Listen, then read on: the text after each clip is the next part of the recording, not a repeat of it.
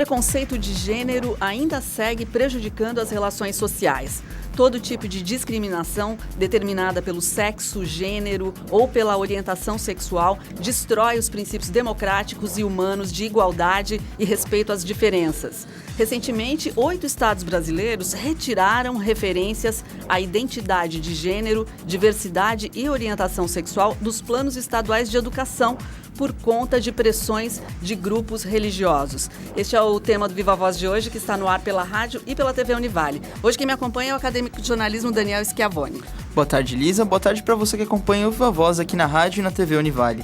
Você pode participar do programa através do Twitter, @VivaVozUnivale, e curtir nossa página no Facebook, facebook.com/VivaVozUnivale.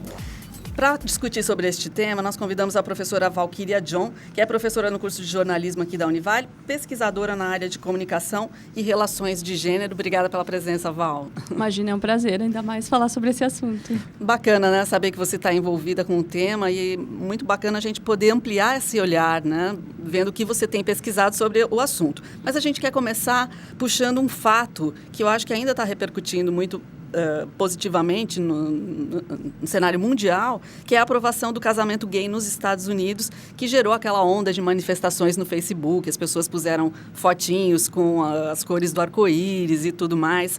Enfim, o que isso representa para esse universo LGBT? Aliás, tem mais siglas, né? Sim, são muitas. Enfim, para todo esse grupo de pessoas que está sendo representada nessa discussão.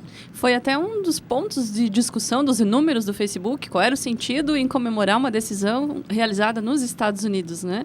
Todos os motivos, né? Porque quando um país da mais alta visibilidade mundial, da mais alta relevância e importância socioeconômica e historicamente, né, de lutas de vários movimentos sociais, toma uma decisão como essa, claro, já havia estados norte-americanos que já tinham essa aprovação, mas aí isso é uma lei, né, que se sobrepõe a inclusive as leis estaduais, que é uma característica do próprio país, né, da autonomia dos estados.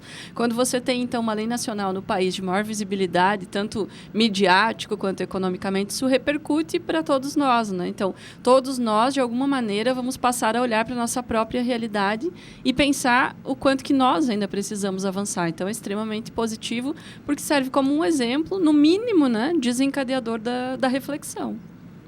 E assim, Val, você acha, agora trazendo um pouquinho aqui para o Brasil, você acha que nós somos preconceituosos em relação às questões de gênero? Eu acho que nós temos ainda vários aspectos a melhorar e alcançar. Eu acho que a gente avançou bastante em termos assim, de políticas públicas, em termos do debate, né, do reconhecimento de pelo menos se falar sobre isso, se debater. Mas é claro que a gente tem várias questões na nossa identidade cultural, enfim, né, nas nossas questões nacionais que ainda precisam avançar. E se nós somos o país que mais pratica assassinato de pessoas transexuais, isso significa que nós temos, né, muito ainda a ser feito, muito ainda a ser alcançado. Valquíria, para as pessoas que estão acompanhando o programa entenderem melhor a tua relação com o tema, explica para a gente um pouco mais sobre a pesquisa que você realizou envolvendo esse assunto. Com o tema, acho que desde a minha graduação, porque meu próprio trabalho de conclusão de curso, que foi focado no suplemento infantil Folhinha, já trabalhou a questão de como as questões de gêneros eram evidenciadas lá.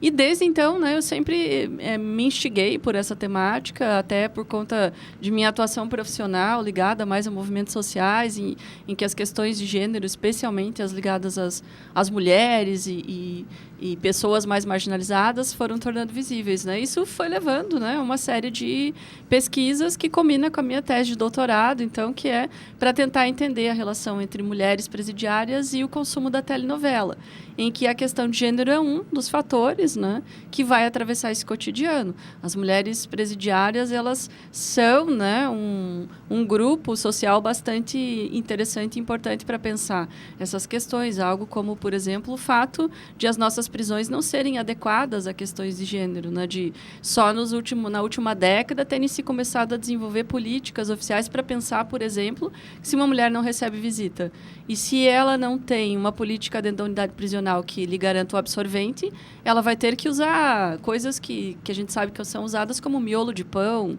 como, né, pedaços de roupa usada, como...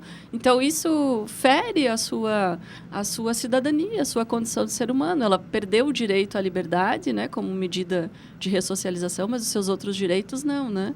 Então, esse tempo de convívio de 4 anos, enfim, nesse momento, né, que já tinha uma história anterior, com pesquisa numa unidade prisional, evidenciaram muitas das questões de gênero que eu discutia em termos teóricos ou em grupos, mas ali foi vivenciar muito desse cotidiano. Meu foco não era tanto essas questões, era mais a questão da comunicação, mas justamente porque eu entendo que a comunicação é uma das instâncias mais importantes para a gente problematizar os preconceitos e estereótipos de gênero, né? Val, para quem está acompanhando agora essa discussão, existem 3 termos ali que são usados de forma diferente, que é sexo, orientação sexual e gênero. Qual a diferença entre eles? Putz, aí tem um debate gigantesco em termos acadêmico-teóricos.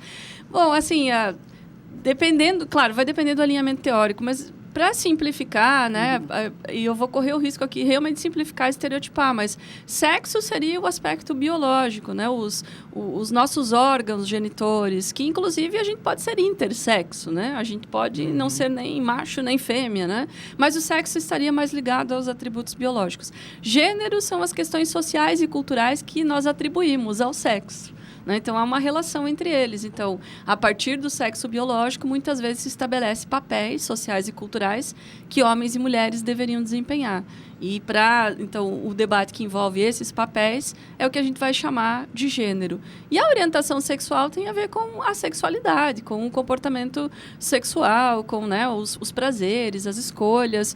E não necessariamente uma identidade de gênero vai ter a ver com orientação sexual, que é uma das coisas, às vezes, mais difíceis para as pessoas entenderem, porque a gente tem muita necessidade de rótulos, né, de colocar em caixinhas, né? Então, uma pessoa que tem uma identidade que a gente chama de trans, ou seja, ela não se identifica com o sexo biológico com o qual ela nasceu, ela se vê de outra forma, né? Então, ela nasceu biologicamente homem, mas ela nunca se viu como homem, ela se vê como uma mulher. Então, ela é um transgênero, né? Ou um transexual, se ela optar por uma cirurgia de mudança de sexo. E aí, ela nasceu biologicamente homem, mas ela se vê como mulher. Se ela se relaciona com uma mulher, né? Que é a fonte de desejo dela, né? Essa orientação sexual é homossexual, né? Porque são 2 mulheres. Mas eu acho que não haveria necessidade de a gente buscar esses rótulos, né? De ter que colocar as pessoas em caixas, né? Perfeito. A ideia da liberdade e democracia de que a gente possa, né, usufruir da nossa própria identidade sem esses estigmas, né? Mas é claro que a gente vai ter que fazer isso aqui, Sem porque dúvida. estamos refletindo Claro. sobre o tema e que impacta, né, em Sim. diferentes frentes da sociedade. Claro. Né? Mesmo academicamente, a gente acaba Claro. rotulando também para poder discutir, né? Com certeza. Agora, Valquíria, por que, na sua opinião, é tão importante discutir a respeito desses temas, né? O que isso pode impactar nas relações sociais? Eu entendo que isso diz respeito a todos nós, né? Embora as discussões sobre gênero tenham sido muito alavancadas pelos movimentos de mulheres, pelos movimentos feministas, isso não é uma questão das mulheres ou, né, para as mulheres. Isso é uma questão da nossa vida social, né?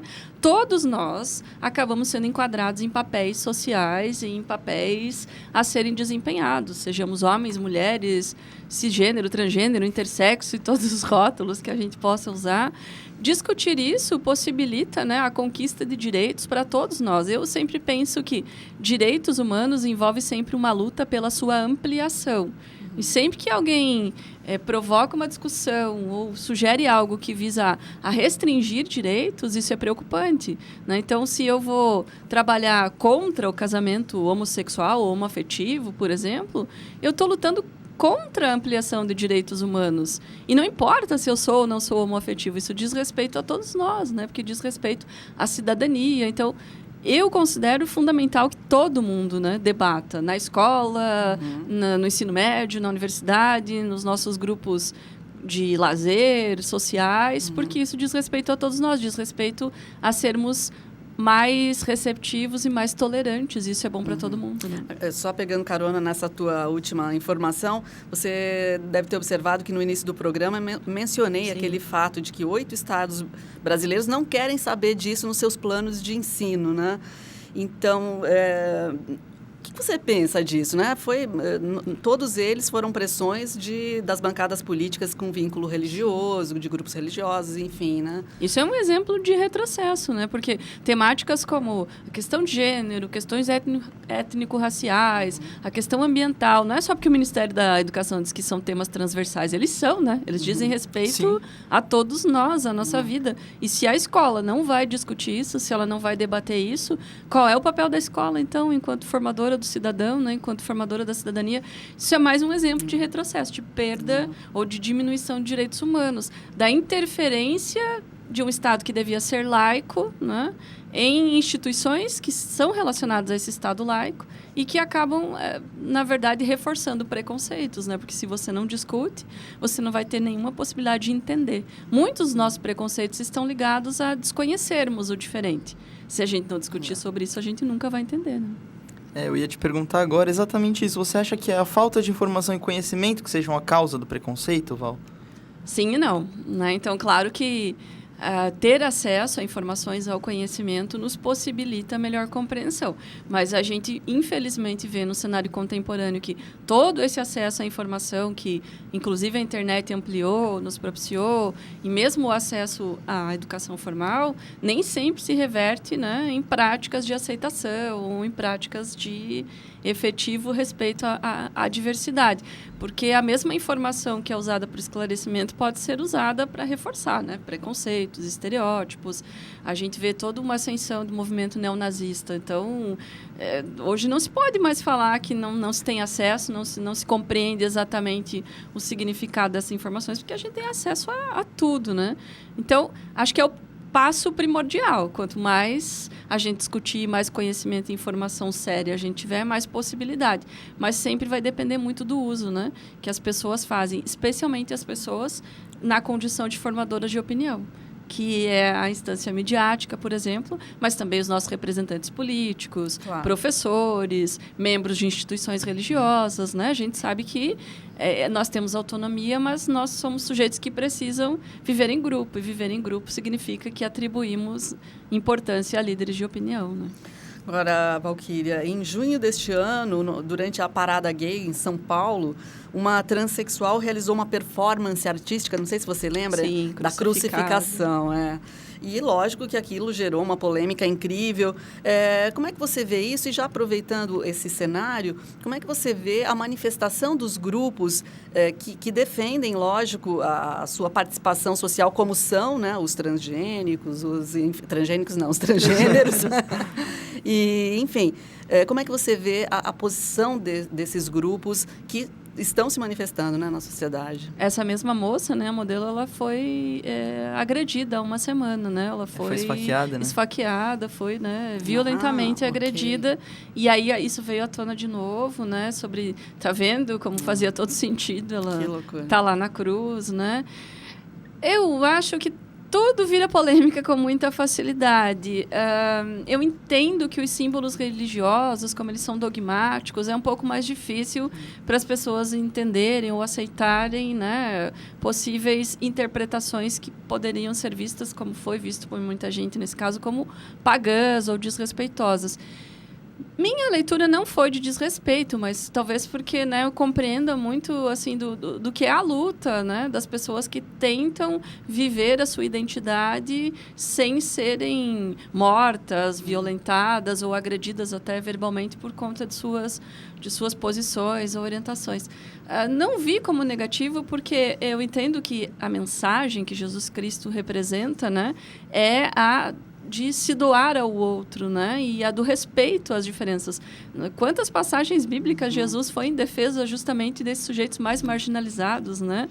Como a própria ideia de Madalena, enfim. Claro. Então, eu entendi muito nesse sentido de dizer que hoje eles são os cristos, entre aspas, do momento. Aqueles que são apedrejados em praça pública, pode ser a praça pública do Facebook, ou literalmente, né? Mas eles são os sujeitos que são contestados E me entendi muito mais como uma homenagem à mensagem do cristianismo, né? De que o cristianismo prega justamente a bondade, a aceitação, o respeito ao outro. E cada um de nós vai se entender, se essa for a crença, vai se entender diretamente com Deus a respeito de seus erros, né? E não eu, como cristã, teria o direito de fazer o julgamento. Para mim, foi uma metáfora de que muitos cristãos se definem como juízes, né? E, ao fazer isso, agem como os romanos, né? Colocam alguém inocente numa cruz, né? Mas é claro que é muito difícil quando lida com símbolos religiosos, porque as pessoas tendem a ser mais dogmáticas, né? Ok, as questões de gênero estão aqui na pauta do programa de hoje. Nossa conversa é com a professora Valquíria John. Depois do intervalo tem mais. O Viva Voz está de volta e hoje a gente vai falar sobre as questões de gênero com a professora do curso de jornalismo, Valquíria John.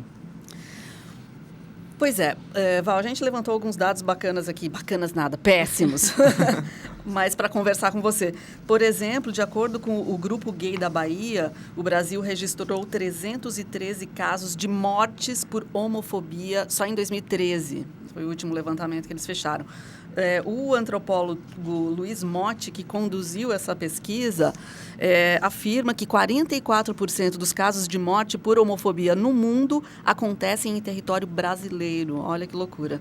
Bom, eu queria saber a sua opinião sobre isso e como é que você vê esse cenário, né? Por que isso está acontecendo aqui com a gente, né? Sim, eu acho que a gente ainda tem várias questões gerais sobre gênero para alcançar, mas essa questão que envolve os transgêneros hoje é uma das mais significativas, tanto o transgênero quanto a própria questão, né, da homossexualidade, que aí vai de novo lá para a questão dos papéis sociais e culturais. Mas o transgênero é que ele carrega um estigma a mais, né? Ele carrega o estigma que algumas teóricas, como a Guacira Louro, no Brasil, né, vão chamar de corpos monstruosos, né?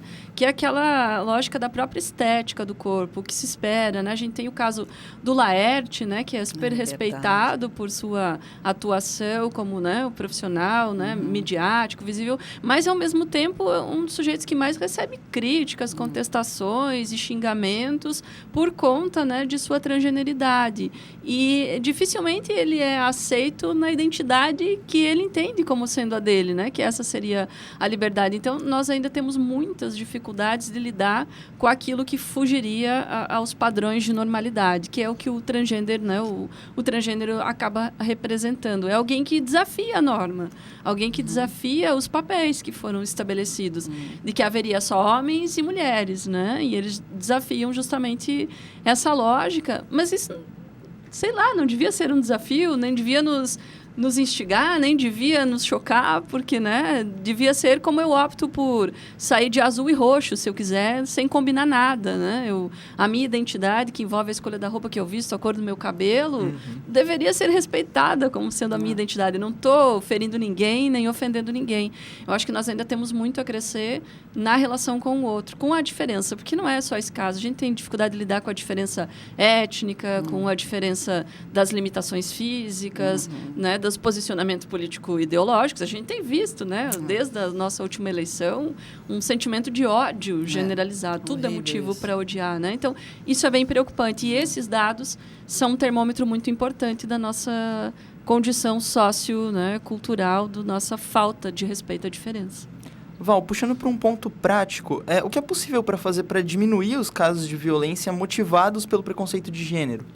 Em primeiro lugar, parar de culpar a vítima, né? Porque mesmo na cobertura jornalística, mesmo em outros conteúdos midiáticos, seja de ficção, de entretenimento ou educativo, enfim, a gente ainda tem muito essa perspectiva de culpabilizar a vítima. Por exemplo, falar que ela estava sozinha, ou falar que ela estava com tal roupa, ou que ela estava expressando sua afetividade em público, como se não fosse direito, né? Desde que não fira a questão, né, de leis, né? Você tem todo o direito de expressar seus sentimentos, sua afetividade. Então, acho que esse é um ponto. O papel da mídia, em particular do jornalismo, é bastante significativo, né, para ajudar a desmistificar. Então, esse é um dos passos. O outro é a questão mesmo da educação, seja na família, seja nas instituições religiosas, na escola formal ou, né, na educação que os meios de comunicação propiciam. Acho que só à medida em que a gente entenda que a diferença é o que caracteriza a humanidade, é que a gente pode caminhar, né, para mais aceitação. Mas também políticas, né? Políticas públicas